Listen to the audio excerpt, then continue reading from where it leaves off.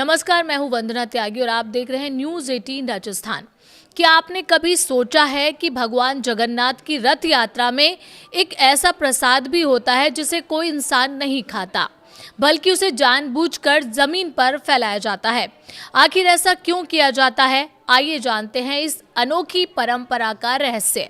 पुरी की रथ यात्रा सिर्फ भगवान जगन्नाथ, बलभद्र और सुभद्रा की यात्रा नहीं है, बल्कि इससे कई सदियों पुरानी धार्मिक परंपराएं भी जुड़ी हुई हैं।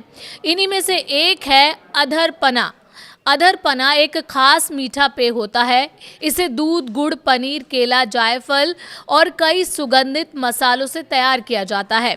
अधर का मतलब होता है होंठ और पना यानी मीठा शरबत। रथ यात्रा के आखिरी चरण में इस पेय को बड़े बड़े मिट्टी के घड़ों में भरकर भगवान के होठों की ऊंचाई पर रखा जाता है।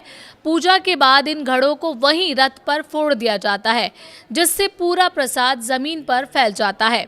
अब सवाल उठता है, जब ये भगवान का प्रसाद है तो इसे कोई खाता क्यों नहीं? जगन्नाथ परंपरा के अनुसार ये प्रसाद इंसानों के लिए नहीं होता।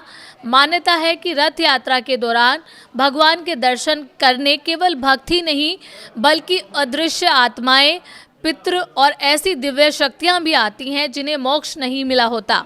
कहा जाता है कि यही अधरपना उन आत्माओं को अर्पित किया जाता है ताकि उनकी प्यास बुझ सके और उन्हें शांति और मुक्ति का आशीर्वाद मिले।